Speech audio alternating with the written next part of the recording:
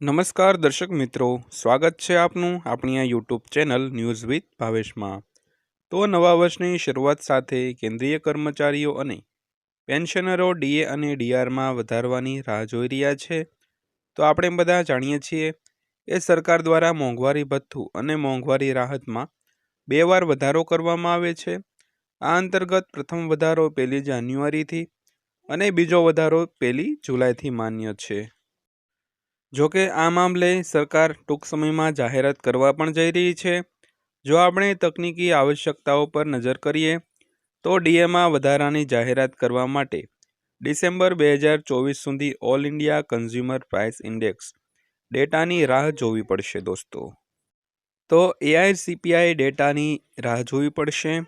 તો સામાન્ય રીતે સરકાર માત્ર 6 મહિનાના એઆઈસીપીઆઈ ડેટાના આધારે ડીએ અથવા ડીઆરમાં વધારો કરે છે। તો જાણકારી માટે તમને જણાવી દઈએ કે નવેમ્બર અને ડિસેમ્બરની માહિતી હજુ સરકાર પાસે પેન્ડિંગ છે। તો આ માહિતી સરકારને ફેબ્રુઆરી 2025માં ઉપલબ્ધ થશે। આ રીતે સરકાર મોંઘવારી ભથ્થામાં વધારો અને મોંઘવારી રાહત ફેબ્રુઆરીમાં અથવા તે પછીથી જાહેરાત કરી શકે છે। તો ડીએ કેટલો વધી શકે છે તેની વાત કરીએ તો જો તમારો પગાર દર મહિને 18,000 રૂપિયા છે તો જો સરકાર મોંઘવારી ભથ્થામાં 4% દરે વધારો કરે છે તો તમને દર મહિને ₹640 રૂપિયાનો વધારાનો લાભ મળશે। કારણ કે ગયા વર્ષે માર્ચ 2024માં મોંઘવારી ભથ્થામાં 4%નો વધારો કરવામાં આવ્યો હતો દોસ્તો। તો કર્મચારીઓના હિતમાં મોંઘવારી ભથ્થામાં વધારો।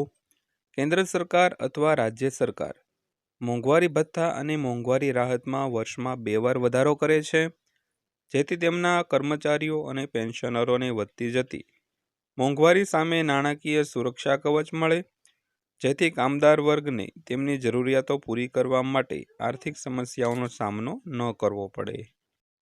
તો આવો નિર્ણય સરકારનું કલ્યાણકારી પગલું સાબિત થાય છે।